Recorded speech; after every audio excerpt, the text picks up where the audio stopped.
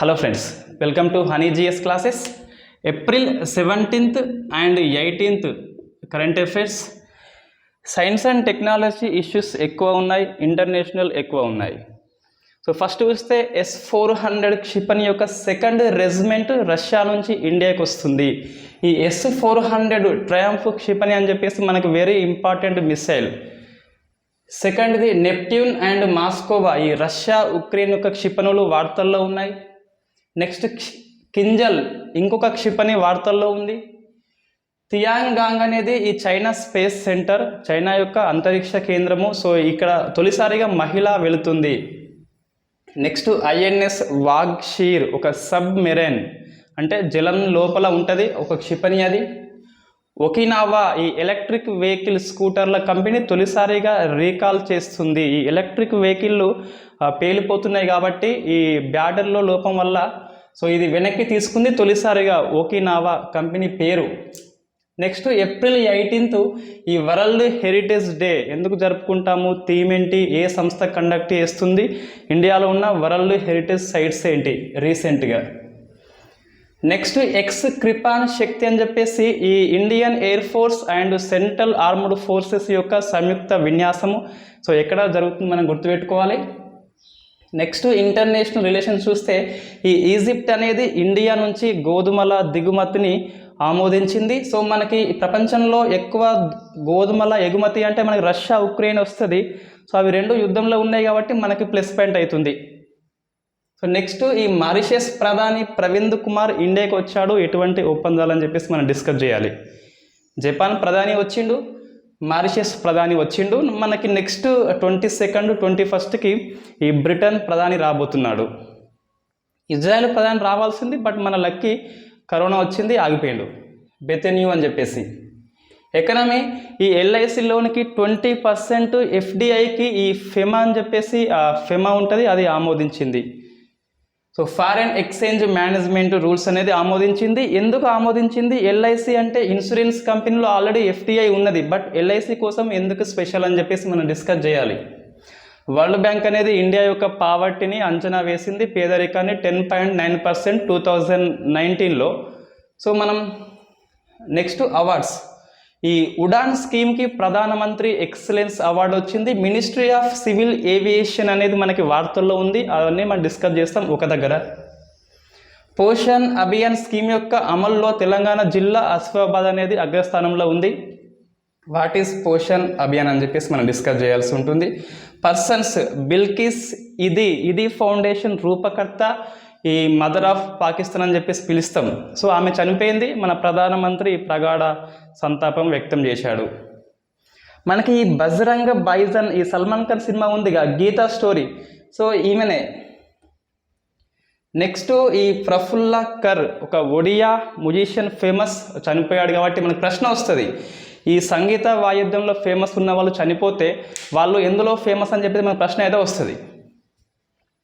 So Prafulla car ఎందులో అంటే Odia మ్యూజిషియన్లో famous, అది ఒరిస్సాలో ఎక్కువ అమల్లో ఉంటుంది.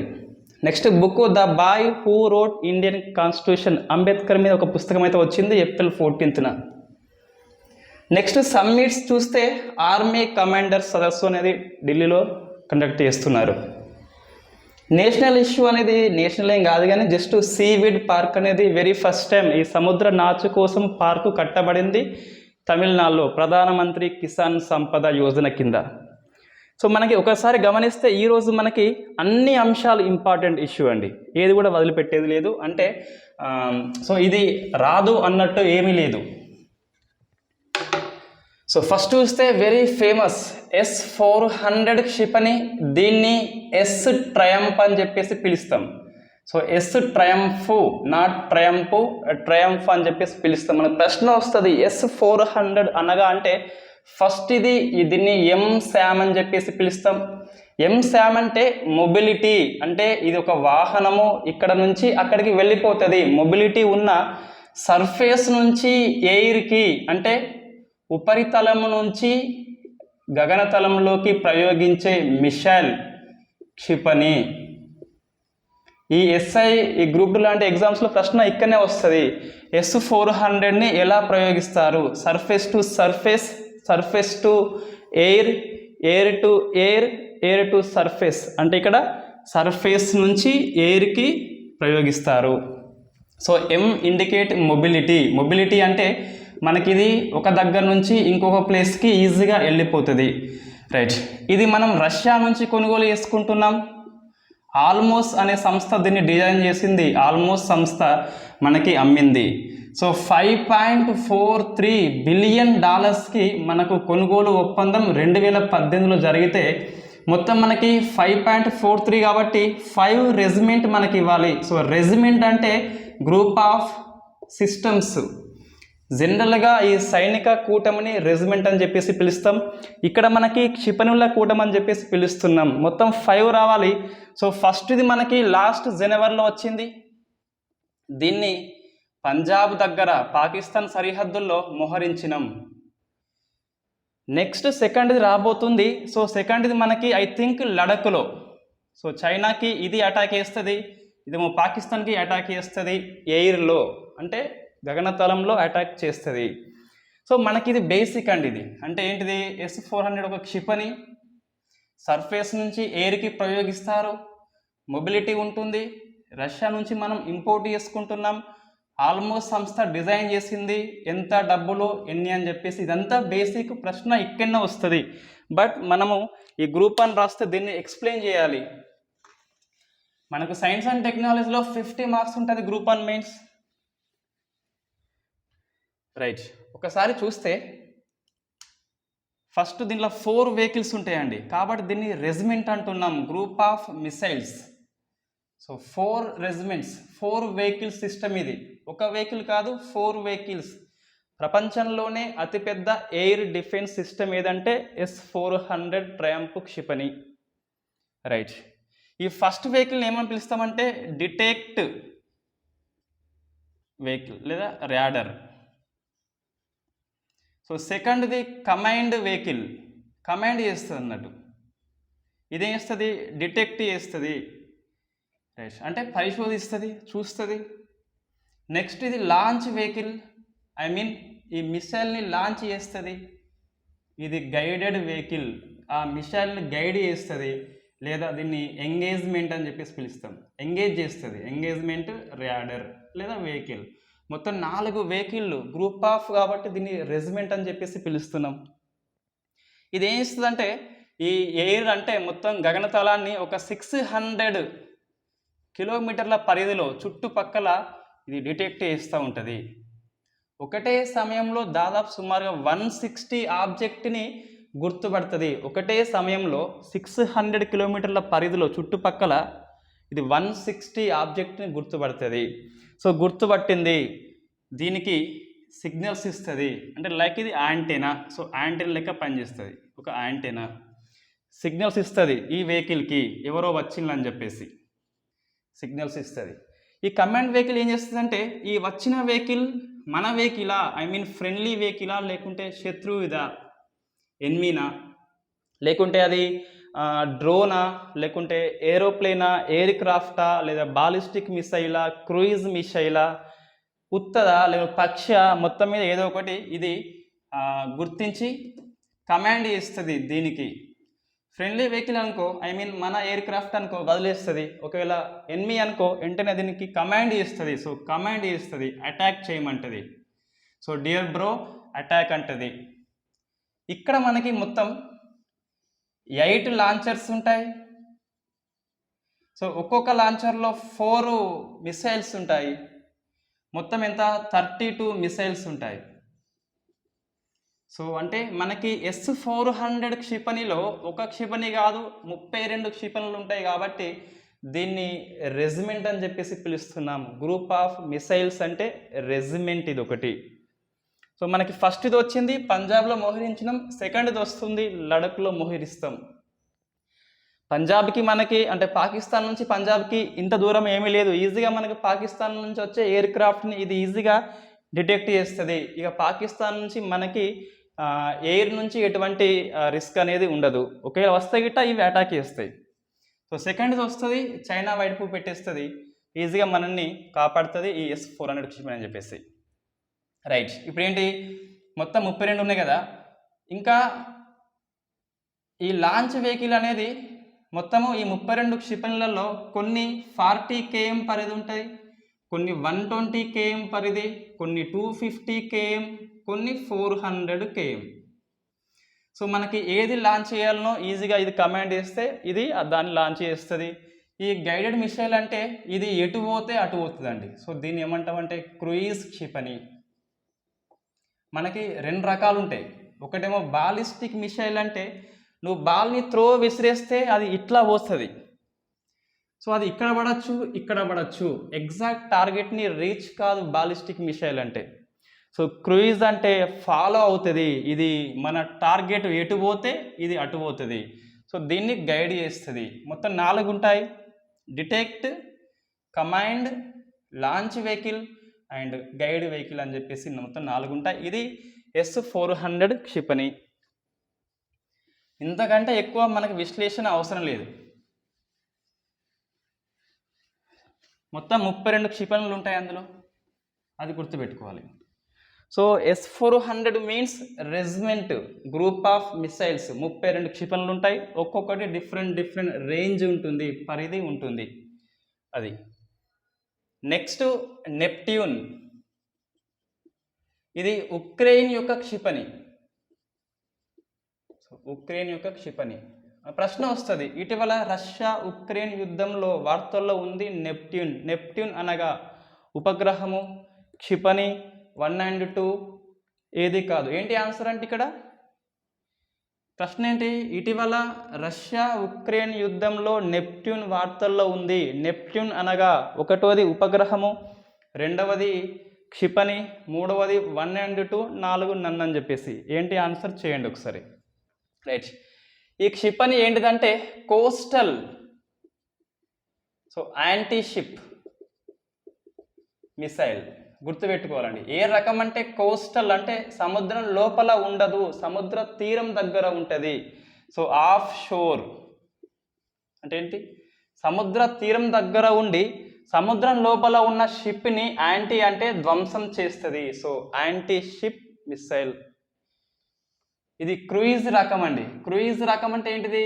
ఆ సముద్రం లోపల ఉన్న షిప్ అనేది ఎటు వెళ్తే ఇది అటు వెళ్ళి అటాక్ చేస్తుంది. రైట్. దేన్ని అటాక్ చేస్తుందంటే ఈ రష్యా యొక్క అతిపెద్ద పడవ, యుద్ధ నౌక మస్కేవా. సో రష్యా రాజధాని మాస్కో. ఈ మాస్కో నుంచి ఈ మస్కేవా అని చెప్పేసి పేరు వచ్చింది. ఈ రష్యా యొక్క క్షిపణిని ఇది ప్రపంచంలోనే అతిపెద్ద సర్ఫేస్ షిప్, అంటే సముద్ర ఉపరితలం మీద ఉన్న పడవలలో అతిపెద్ద పడవ ఏది అంటే మనకి మాస్కేవా. దీన్ని ధ్వంసం చేసింది. ఇది ఎక్కడ ఉంది అంటే నల్ల సముద్రంలో ఉంది. రష్యా వాళ్ళు ఏమంటున్నారు? ఉక్రెయిన్ ధ్వంసం చేయలేదు, దాంట్లో ఏదో సాంకేతిక లోపం వల్ల అది బూడిదైందని చెప్పేసి వాళ్ళు చెప్తున్నారు. బట్ ఉక్రెయిన్ ఏమంటుంది? నెప్ట్యూన్ క్షిపణి అనేది రష్యా యొక్క మాస్కేవాని ధ్వంసం అని చెప్పేసి ఉక్రెయిన్ చెప్తుంది. ఇది మనకి నెప్ట్యూన్ అండ్ మాస్కేవా గురించి.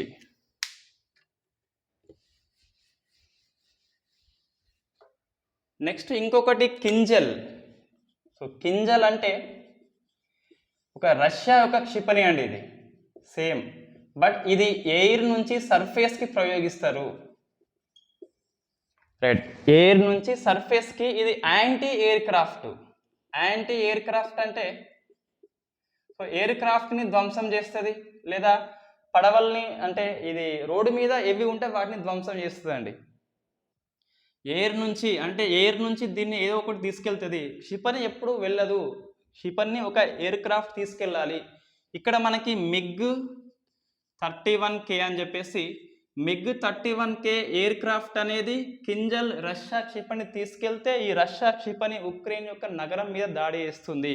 సో యాంటీ ఎయిర్ క్రాఫ్ట్ ఏం కాదు కానీ సో ఎయిర్ నుంచి సర్ఫేస్కి దాడి చేసే క్షిపణి అన్నట్టు. ఇది ఒక క్షిపణి అనేది కంపల్సరీ వెహికల్ మీద పోతుంది. ఆ వెహికల్ మనం గుర్తుపెట్టుకోవాలి ఇక్కడ MiG-31K అని చెప్పేసి. సో ఎయిర్లో వెళ్తుంది, సర్ఫేస్ మీద దాడి చేస్తుంది. అది మనకి కింజల్ క్షిపణి, air to surface. Right. Next Tiangong. ఇది ఏంటిదంటే ఒక అంతరిక్ష కేంద్రము, చైనా యొక్క సొంత అంతరిక్ష కేంద్రము తియాంగాంగ్ అని చెప్పేసి.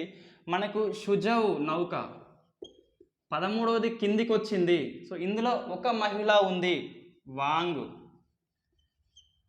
యాపింగ్. రైట్, ఈ వాంగ్ యాపింగ్ చైనా మహిళ స్పేస్ వాక్ చేసింది. So space walk first women in China అంటే వాంగ్ యాపింగ్ అని చెప్పేసి గుర్తుపెట్టుకోవాలి. ఈమె వచ్చిన నౌక షుజౌ 13 అని చెప్పేసి. సో ఈ చైనా యొక్క అంతరిక్ష కేంద్రము జూన్లో మళ్ళొక ముగ్గురిని పంపిస్తున్నారు, అది షుజౌ 14 అంతరిక్ష నౌక. ఈ రాకెట్ ఇక్కడికి తీసుకెళ్తుంది. ఇంతకుముందు షుజౌ 13లో ముగ్గురు వెళితే ముగ్గురులో ఒక మహిళ వాంగ్ యాపింగ్, చైనా మహిళ కాబట్టి చైనాలో ఫస్ట్ ఉమెన్ స్పేస్ వాక్ అంటే ఈ వాంగ్ యాపింగ్ అని చెప్పేసి. మనకి ఇంతకుముందు ఈ రాజాచారి అని చెప్పేసి ఇండియా అమెరికన్ వ్యక్తి మొన్ననే వచ్చిండు, ఈ ఐఎస్ఎస్ నుంచి, ఇంటర్నేషనల్ స్పేస్ స్టేషన్ నుంచి వచ్చిండు రాజాచారి. ఈమెనేమో చైనా స్పేస్ స్టేషన్. రైట్, అట్లా గుర్తుపెట్టుకోవాలి. So next INS Vagsheer. ఇది క్షిపణి కాదు, సబ్మెరైన్ అంటే జలంతర్గామి, జలము లోపల ఉంటుంది. So INS Indian naval ship అని చెప్పేసి వాగ్షీర్ ఉంటుంది. సో దీన్ని ఈ ఏప్రిల్ 20న అంటే ఇప్పుడు రేపు ఎల్లుండి సీ ట్రయల్స్ కండక్ట్ చేస్తున్నారు.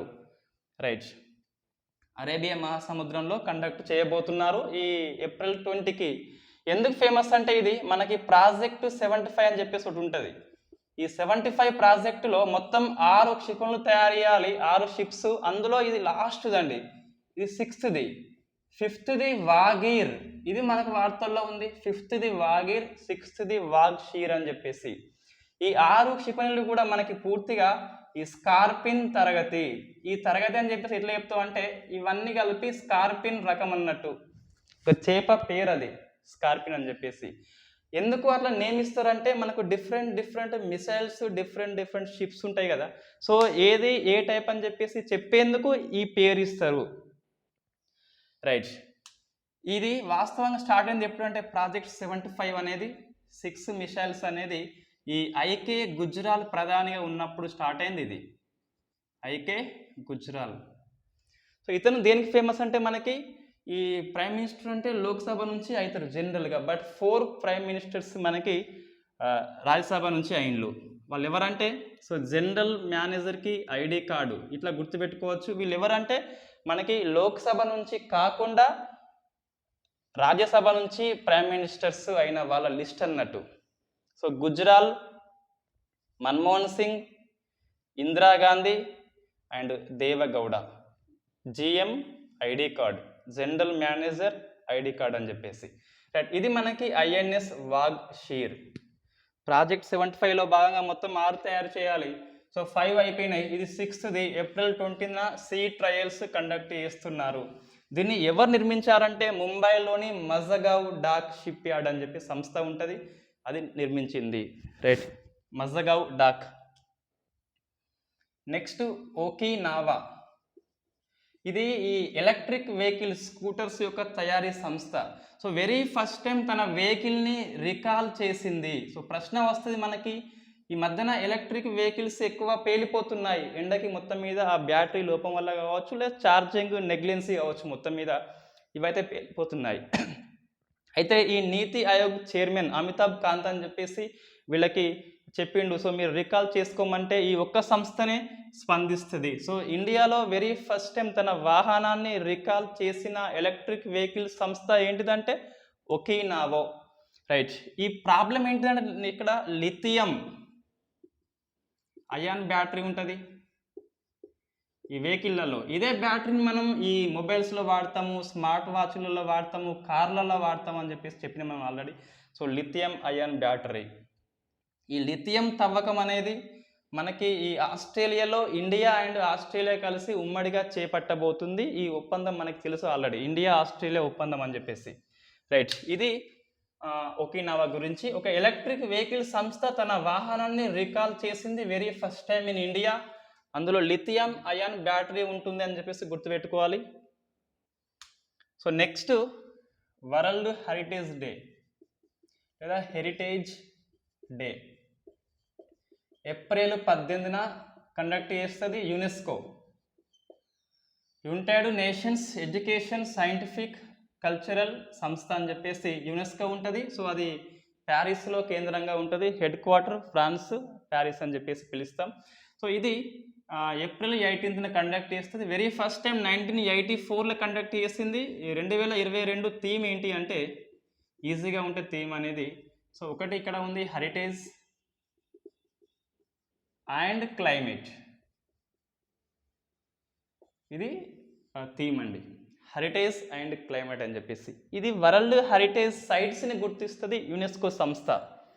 సో వరల్డ్ హెరిటేజ్ సైట్స్ లేదా సెంటర్స్ వేటిని గుర్తిస్తా అంటే వాటికి హిస్టరీ పరంగా సాంస్కృతిక పరంగా ఏమన్నా ఇంపార్టెన్స్ ఉంటే గిట్ట భౌగోళిక పరంగా ఇంపార్టెన్స్ ఉంటే వాటిని గుర్తిస్తుంది. సో ఇండియాలో మొత్తం వరల్డ్ హెరిటేజ్ సైట్స్ ఎన్ని ఉన్నాయంటే 40 ఉన్నాయి. 2021లో ఒక 2 గుర్తించింది కొత్తగా. ఒకటి రామప్ప టెంపుల్, సెకండ్ ధోలవీరా, ఈ తెలంగాణ ఉన్నది. ఇదేమో ధోలవీరా అనేది గుజరాత్లో ఉంది అండి. ఈ సింధు నాగరికతలో చివరిసారిగా బయటపడ్డ ప్రాంతం ఏదైనా ఉంది అంటే అది ధోలవీరా. దీని స్పెషల్ ఏంటి అంటే మనకి ఈ సింధు నాగరికతలో అన్ని నగరాలు కూడా నది పక్క పొంటి ఉంటాయి, ఇది మాత్రం నది పక్కన లేదు. సో ఇది మనకి స్పెషల్ అండి. సో నది పక్కన లేదు కాబట్టి వీళ్ళకి వాటర్ కావాలి. సో రెయిన్ వాటర్ని పట్టేసిళ్ళు వాళ్ళు. అంటే ఏంటిది, జలాశయం ఉంది ఇక్కడ, రిజర్వాయర్ ఉన్నది, ఇది మనం గుర్తుపెట్టుకోవాలి. మళ్ళీ ధోలవీరా యొక్క స్పెషల్ ఏంటి అంటే సింధు నాగరికతలో అన్ని నగరాలకి పక్కన నదులు ఉన్నాయి. ఈ ధోలవీరా నదికి మాత్రం నగరానికి మాత్రం నది లేదు కాబట్టి జలాశయం ఉంది. సో మనకి ప్రశ్న వస్తుంది, జలాశయం కలిగిన ఏకైక సింధు పట్టణం అంటే ధోలవీరా. జలాశయం ఎందుకు లేదంటే నది లేదు కాబట్టి అది ఉన్నది. సో ఈజీగా మనకి గుర్తుంటుంది. మొత్తం 40 సైట్స్ ఉన్నాయి. రైట్, 40 అవసరం లేదు గుర్తుపెట్టుకోవడం, మనకి అది చూస్తే ఎస్ ఇది వరల్డ్ హెరిటేజ్ సైట్ అని గుర్తుకు రావాలి కంపల్సరీ. 40 అనేది ఆర్డర్లో ఎవరికి అవసరం లేదు, బట్ ఇది చూస్తే yes it is world heritage site అని చెప్పేసి మనకు గుర్తుకు రావాల్సి ఉంటుంది. Right, next X Kripan Shakti. Kripan Shakti, X means exercise. Kripan Shakti అంటే ఇక్కడ ఇండియన్ ఎయిర్ ఫోర్స్ యొక్క Trishakti corps and Indian central armed reserve forces CARF అని చెప్పేసి ఇవి 2 కలిపి సంయుక్తంగా దీన్ని ఈ పశ్చిమ బెంగాల్లోని సిలిగురి జిల్లాలోని తీస్తా ప్రాంతం వద్ద, so Teesta firing range, Teesta firing range దగ్గర కండక్ట్ చేస్తున్నారు. Trishakti corps, Indian air force యొక్క Trishakti corps and central armed forces, మొత్తం 7 బెటాలియన్స్ ఉంటాయి, 7 టైప్స్ ఉంటాయి. ఆ 7 టైప్స్ ఇండియన్ ఆర్మీ కలిపి ఇక్కడ కండక్ట్ చేస్తుంది. ఎక్సర్సైజ్ ఎట్లా ఫైరింగ్ చేయాలని చెప్పేసి ప్రాక్టీస్ చేస్తున్నారు. సో ఇది మనం ప్లేస్ గుర్తుపెట్టుకోవాలి. ఇది ఫ్యాక్ట్ బిట్ అండి. సో ఇటువంటి ఎక్సర్సైజ్ వచ్చినప్పుడు ఏ దేశాల మధ్య ఎవరి మధ్య ఆ వెన్యూ ఎక్కడ అని చెప్పేసి గుర్తుపెట్టుకోవాల్సి ఉంటుంది. సో సిలిగిరి తీస్తా అంటే మనకి బ్రహ్మపుత్ర నది యొక్క ఉపనది మనకు తెలుసు ఆల్రెడీ. ఈ పశ్చిమ బెంగాల్ అంటే ఈ బంగ్లాదేశ్కు ఇండియాకి మధ్య తీస్తా నది ఒప్పందం అనేది ఉంటుంది. అది కొంచెం కాంట్రవర్సీ అండి, అది కాంట్రవర్సీ. తీస్తా నది యొక్క ఉపనది అంటే తీస్తా దేనికి ఉపనది అంటే జమునాకి ఉపనది, ఐ మీన్ మన ఇండియాలో Brahmaputra. Right, next international relations చూస్తే సో ఇండియా ఈజిప్ట్ వార్తల్లో ఉంది. సో ఈజిప్ట్ అనేది ఇండియా నుంచి గోధుమలు దిగుమతి చేసుకుంటుంది very first time. So Egypt ఇంతకుముందు రష్యా నుంచి దిగుమతి చేసుకునేది. రష్యా ఉక్రెయిన్ యుద్ధం వల్ల దిగుమతి అవి ఎక్స్పోర్ట్స్ చేయలేకపోతున్నాయి. సో గ్యాప్ వచ్చింది, ఆ గ్యాప్ని ఇండియా ఫుల్ఫిల్ చేస్తుంది. రైట్, ఈ 2023 ఫైనాన్షియల్ ఇయర్లో ఐ మీన్ 2022-23 వరకు 10 మిలియన్ టన్నుల వెయిట్ అనేది ఎక్స్పోర్ట్ చేయాలని చెప్పేసి ఇండియా ప్రభుత్వం లక్ష్యం పెట్టుకుంది.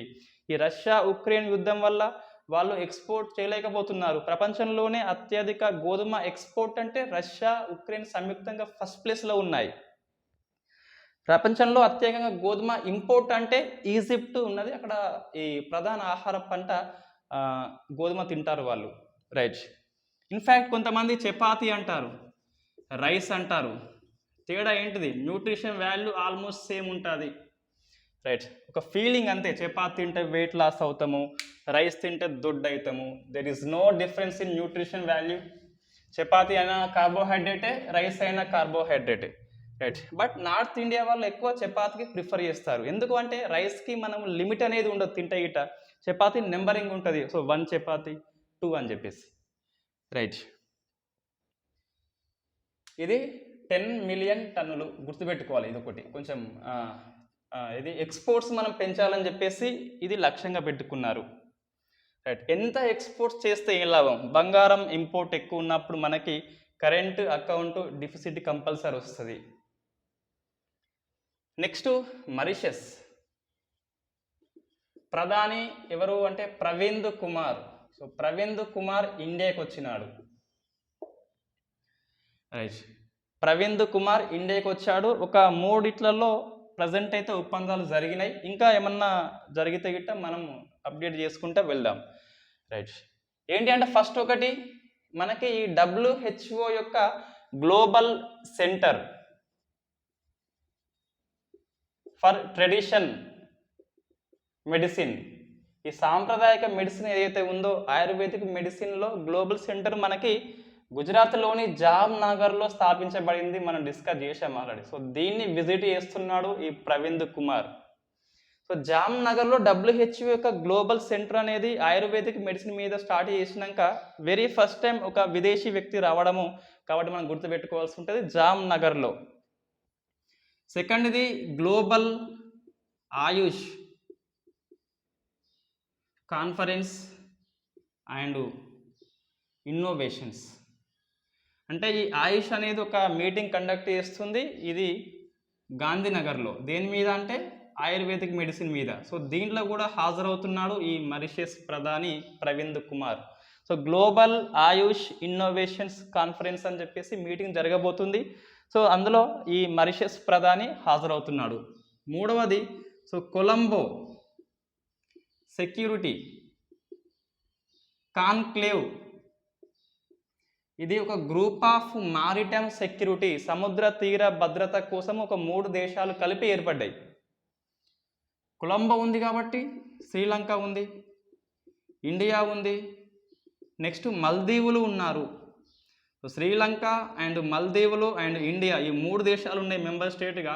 సో 4th మెంబర్ స్టేట్గా ఈ మారిషస్ అనేది యాడ్ అయింది. ఏంటిది? కొలంబో సెక్యూరిటీస్ కాన్క్లేవ్ అని చెప్పేసి సముద్ర తీర భద్రత కోసము, కోఆపరేషన్ కోసము, సహకారం కోసం ఇది ఏర్పాటైంది. సో ఈ CSCలో ఈ మారిషస్ అనేది ఒక మెంబర్ స్టేట్గా చేరబోతుంది.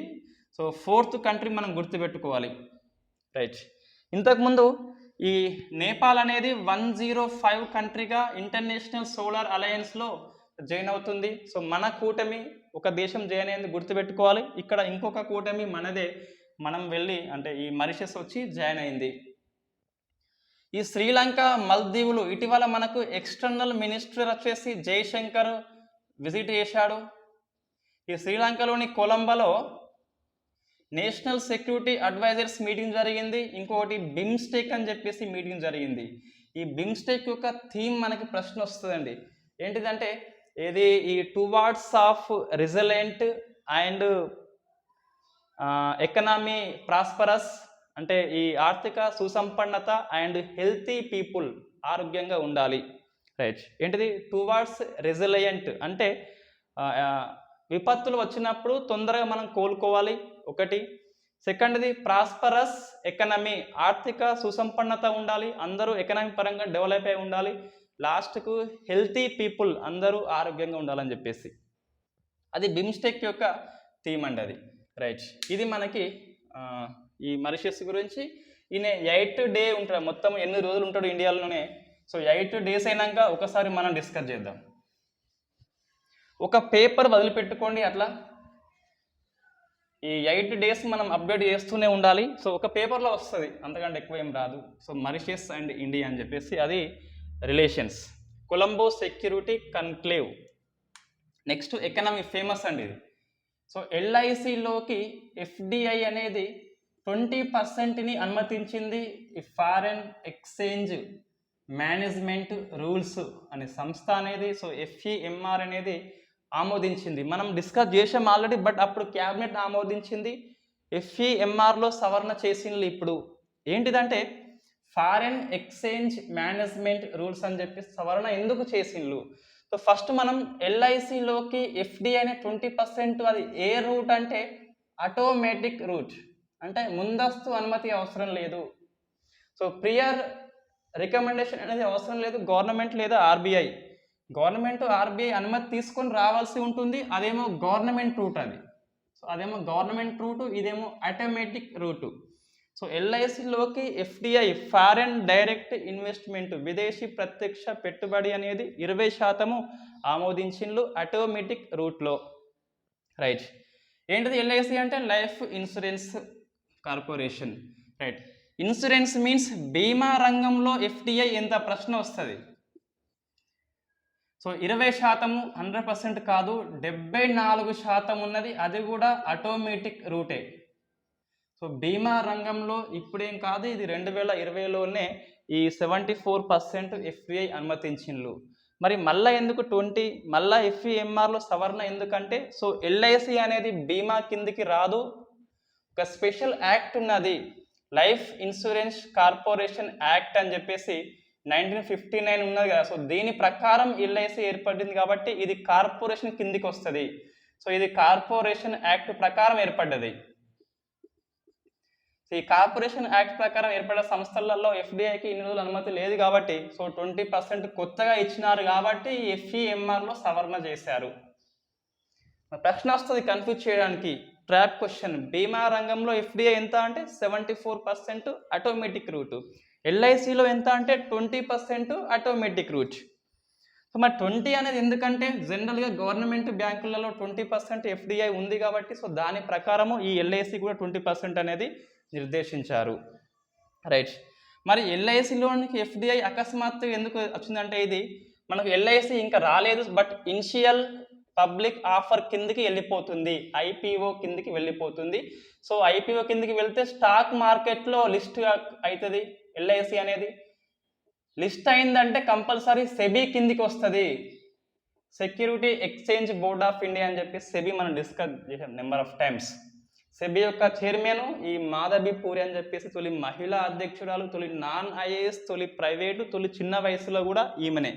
సెబీ ఈ ఐడియా తానని చెప్పేసి ఒప్పందాలు కొన్ని ఉన్నాయి మనకి, మంగోలియా ఒప్పందం అని చెప్పేసి. రైట్. ఇది స్టాక్ మార్కెట్లో లిస్ట్ అవుతుంది కాబట్టి, IPO కిందికి ఎఫ్డిఐ వస్తుంది కాబట్టి, సో దానికోసము దీన్ని సవరణ చేశారు.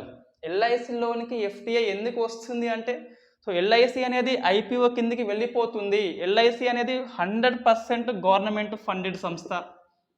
దీంట్లో 5% అనేది IPO, ఇనిషియల్ పబ్లిక్ ఆఫర్. అంటే ఈ ఎల్ఐసిలో ఎవరైనా పబ్లిక్ పరంగా ఎవరైనా కూడా షేర్ కొనొచ్చు. ఎంత? 5%. ఇనిషియల్ అంటే ఒక గవర్నమెంట్ కంపెనీ తొలిసారిగా ఇనిషియల్గా పబ్లిక్ వాళ్ళకి షేర్ ఇవ్వబోతుంది. సో ఇనిషియల్ పబ్లిక్ ఆఫర్ అంటే అది. గవర్నమెంట్ సంస్థ 95% ఉంటుంది. సో 5% అనేది ఈ IPO కిందికి వెళ్ళిపోతుంది. ఈ IPOలో ఎఫ్డిఐ ఉంది కాబట్టి, సో ఎల్ఐసిలోకి ఎఫ్డిఐ వస్తే విదేశీ వాళ్ళు కూడా పెట్టుబడి పెట్టచ్చు కాబట్టి ఇండియాకి లాభం కాబట్టి, సో ఇది అనుమతించిండ్రు. ఎల్ఐసిని ప్రైవేట్కి ఏం అమ్మేస్తలేరు, మనకి పేపర్లో అట్లా వస్తుంది.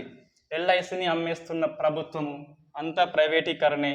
సో అదంతా మనకు కాంపిటేటివ్ అభ్యర్థిగా అట్లా మనం థింక్ చేయవద్దు. ఓన్లీ 5% అనేది ఎఫ్డిఐ కిందికి వెళ్ళిపోతుంది కాబట్టి, సో మనకి ఫారెన్ కరెన్సీ అనేది వస్తుంది కాబట్టి, సో మనకి రిజర్వ్ అనేది ఎక్కువ ఉంటుంది, విదేశీ మారక ద్రవ్యం అనేది.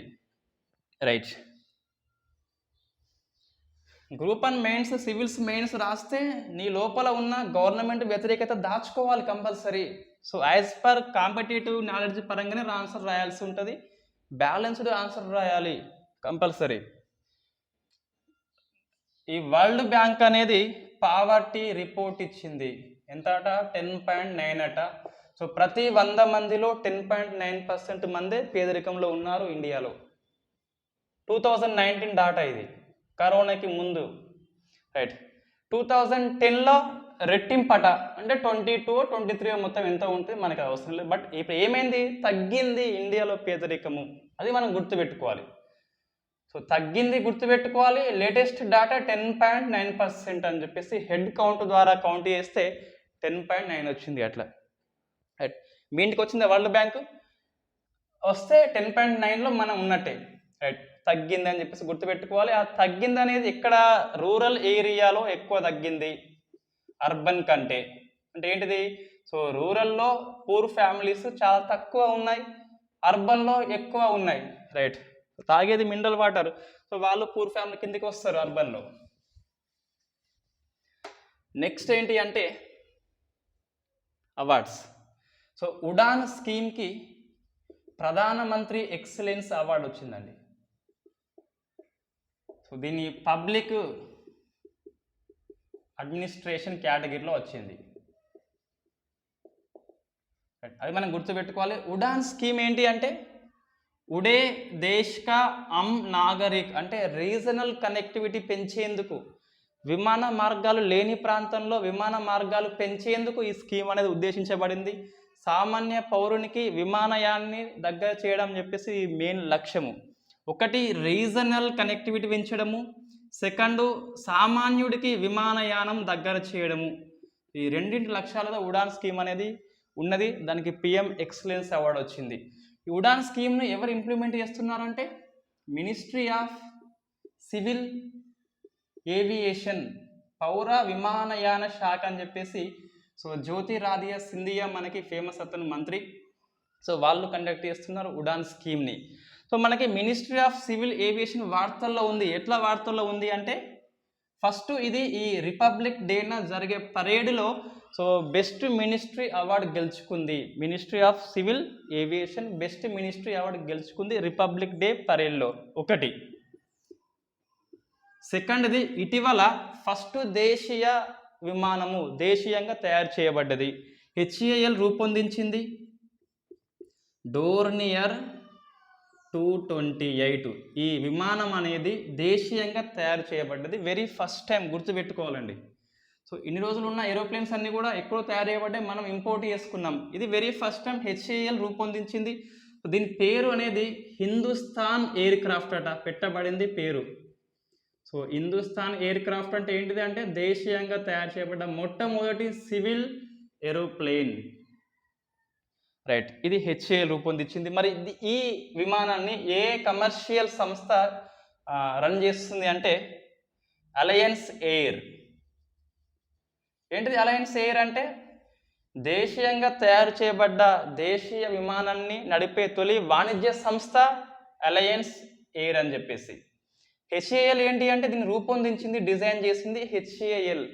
ఇది ఎక్కడి నుంచి ఏడికి పోయిందంటే సో అస్సాంలోని దిబ్రూగఢ్ నుంచి పాసిఘాట్ ఎక్కడ ఉంది అంటే అరుణాచల్ ప్రదేశ్లో ఉంది. సో ఇక్కడ నుంచి ఇక్కడికి వెరీ ఫస్ట్ టైం ఈ ఎయిర్ క్రాఫ్ట్ అనేది ప్రయాణించింది, మనం గుర్తుపెట్టుకోవాలి. రైట్. ఇంకోటి థర్డ్ది ఫ్లయింగ్ ట్రైనింగ్ సంస్థ నార్త్ ఈస్ట్ రీజియన్లో, అంటే ఈ పైలట్స్కి ట్రైనింగ్ ఇచ్చే సంస్థ లేదు కాబట్టి సో ఎక్కడ అంటే దిబ్రూగఢ్లోని అస్సాంలో. సో దిబ్రూగఢ్లో very first time flying training సంస్థ అనేది స్థాపించబడింది. నార్త్ ఈస్ట్ రీజియన్ వాళ్ళకి 7 సిస్టర్స్ ఎవరైతే ఉన్నారో ఆ 7 స్టేట్స్కి ఉన్న పైలట్స్కి ఈ ఎఫ్టీఓలో ఉన్న దిబ్రూగఢ్ అనేది ట్రైనింగ్ అనేది ఇస్తుంది. సో ఇది సివిల్ ఏవియేషన్ అండి. మనకి వార్తల్లో ఉంది, ఒక దగ్గర రాసుకుంటే మనకి ఈజీగా గుర్తుంటుంది. రైట్.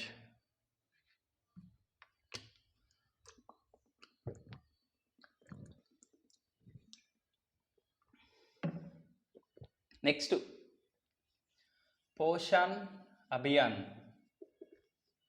ఒక స్కీమ్ అండి. సో ఈ స్కీమ్ ఇంప్లిమెంటేషన్లో తెలంగాణలోని ఆసిఫాబాద్ జిల్లా అనేది అగ్రస్థానంలో ఉంది. సో గుర్తుపెట్టుకోవాలి. డాటా ప్రకారము ప్రధానమంత్రి పురస్కారం వచ్చింది. ఎందుకంటే ఈ స్కీమ్ ఇంప్లిమెంటేషన్లో ఈ జిల్లా ఫస్ట్ ఉంది కాబట్టి కొమరం భీం జిల్లా అనేది ఫేమస్ కాబట్టి మనం గుర్తుపెట్టుకోవాలి. పోషణ్ అభియాన్ అంటే ఏంటిదంటే ఇది న్యూట్రిషన్ లోపం లేకుండా చూస్తుంది. ఈ ఎనిమియా రక్తహీనత వస్తుంది ఈ గర్భిణీలకి, బాలికలకి. సో వాళ్ళకి నివారణ కోసము పోషణ్ అభియాన్ స్కీమ్ తీసుకురాబడింది. ఫస్ట్ ఇది పుట్టినప్పుడు శిశు వాళ్ళకి, పెరగంగా బాలికలకి, పెద్దగైనాక మహిళలకి, పెళ్లి చేసుకున్నాక గర్భిణీలకి, పుట్టినాక బాలింతలకి. సో వీళ్ళందరికీ కూడా ఇది పోషణ్ అభియాన్ అనేది వర్తిస్తుంది. శిశువు, బాలిక, మహిళ, గర్భిణి, బాలింత, ఒక స్త్రీ యొక్క వివిధ దశలు అండి అవన్నీ. సో ఈ వివిధ దశల్లో ఈ స్కీమ్ అనేది మనకి సపోర్ట్గా ఉంటుంది. పోషణ్ 2.0 అంటే అదేమో MDM స్కీమ్, అది మిడ్ డే మీల్ స్కీమ్. ఇదేమో జనరల్గా మనకు అంగన్వాడీలో ఇచ్చే ఎగ్స్ ఏవైతే ఉన్నాయో, పప్పులు అవన్నీ దీని కిందకి వస్తాయి. మురుకులు, న్యూట్రిషన్ ఫుడ్, బాలామృతం ఇస్తారు, కిలో ఇస్తారు 15 రోజులకి, అది పడేస్తారు. బట్ అది very nutrition and healthy food for చిల్డ్రన్స్కి. శిశువుకి అనేది ఇన్ఫాంట్ శిశువుకి అది వెరీ హెల్తీ ఫుడ్, దాన్ని పడేయద్దు, పెట్టండి. నెక్స్ట్ బిల్కిస్ పర్సన్స్ అండి, ఇద్దరు చనిపోయారు. ఒకళ్ళేమో బిల్కిస్, ఇది సెకండ్ ప్రఫుల్లా కర్. మనకి ఇద్దరు ముఖ్యమైన, ఒకళ్ళేమో పాకిస్తాన్, ఒకళ్ళేమో ఇండియా. సో బిల్కిస్ ఇది పాకిస్తాన్ మహిళ, మదర్ ఆఫ్ పాకిస్తాన్ బిరుదు. ఆమె ఫౌండేషన్, ఇది ఫౌండేషన్. సో పాకిస్తాన్ మహిళ, మదర్ ఆఫ్ పాకిస్తాన్ చనిపోయింది ఈమె. సో ఈమె పాకిస్తాన్ అయితే మనం ఏం చదువుకోవాలంటే, సో మన ప్రధానమంత్రి ప్రగాఢ సంతాపం వ్యక్తం చేసింది కాబట్టి మనం చదువుకోవాల్సి ఉంటుంది.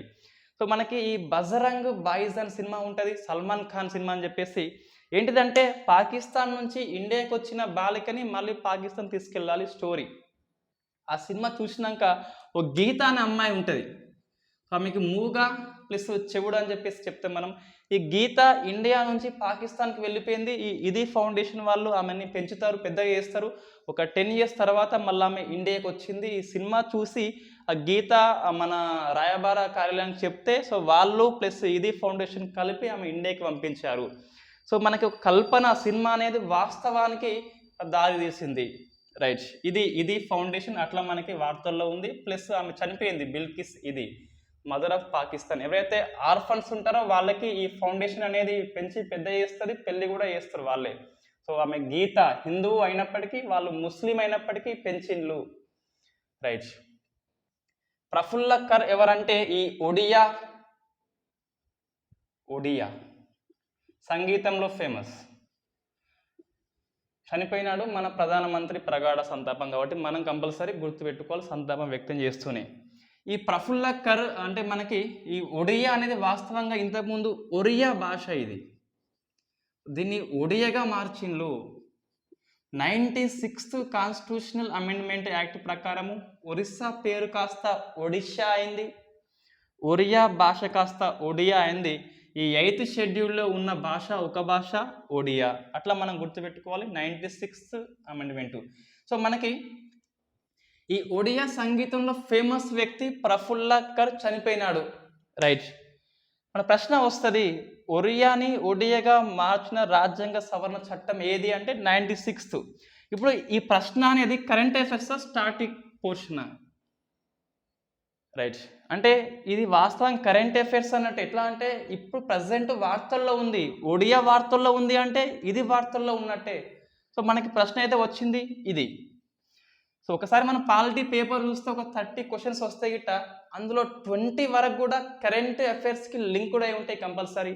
సైన్స్ అండ్ టెక్నాలజీ కూడా, ఎకనామీ కూడా, రైట్. ఇంతకుముందు మనము ఈ IPO అంటే గవర్నమెంట్ రూట్ అంటే, ఆటోమేటిక్ రూట్ అంటే, FDI అంటే, FPI అంటే, ఇవన్నీ మనం డిస్కస్ చేసినాం ఆల్రెడీ. IPO అంటే ఇనిషియల్ పబ్లిక్ ఆఫర్, ఒక గవర్నమెంట్ సంస్థ తొలిసారిగా తన వాటాని పబ్లిక్కి అందుబాటులో ఉంచడము IPO.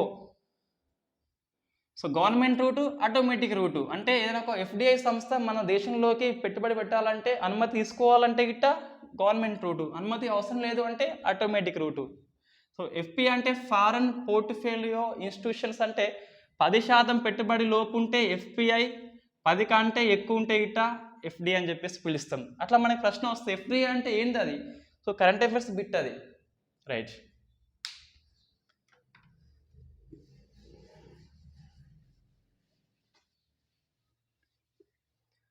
నెక్స్ట్ బుక్ అండి, the boy who wrote constitution. ఇది అంబేద్కర్ యొక్క బాల్య జీవితాన్ని ఈ పుస్తక రూపంలో ముద్రించడం జరిగింది. ఎవరంటే రాజేష్ తల్వార్. మనకి వార్తల్లో ఉన్న పుస్తకాలు చాలా ఉంటాయి. ఈ జూన్ జూలై కల్లా మనకి ఈ గ్రూప్ 1 నోటిఫికేషన్ లేదా ఎస్ఐపిసి వస్తే ఎగ్జామ్ ఎప్పుడు ఉంటుందో చూసి దాన్ని బట్టి మనం దీన్ని చేద్దాం. ఈ వార్తల్లో ఉన్న పుస్తకాలు అని చెప్పేసి ఒక వీడియో, కనీసం ఒక పీడిఎఫ్ అయితే ఇస్తా. ఈ టెలిగ్రామ్ గ్రూప్లో జాయిన్ కాండి కంపల్సరీ. వీడియో చూడకుండా అందులో నోట్స్ అయితే చూడండి కంపల్సరీ. మనది ఏదైనా సింప్లిఫై చేసి ఉంటుంది, ఈజీగా ఉంటుంది, కంపారిటివ్ ఉంటుంది కంపల్సరీ. సో రాజేష్ తల్వార్ అని చెప్పేసి పుస్తకాలు మనం గుర్తుపెట్టుకోవాలి. అంబేద్కర్, ఈ అంబేద్కర్ జయంతి నాడు తమిళనాడు ప్రభుత్వం అనేది ఈ స్టాలిన్ గవర్నమెంట్ అనేది డే ఆఫ్ ఈక్వాలిటీగా కండక్ట్ చేస్తుంది. ఏప్రిల్ 14న ఈ ప్రధానమంత్రి క్విజ్ అని చెప్పేసి ఒకటి కండక్ట్ చేస్తున్నారు. Next summit, army commanders,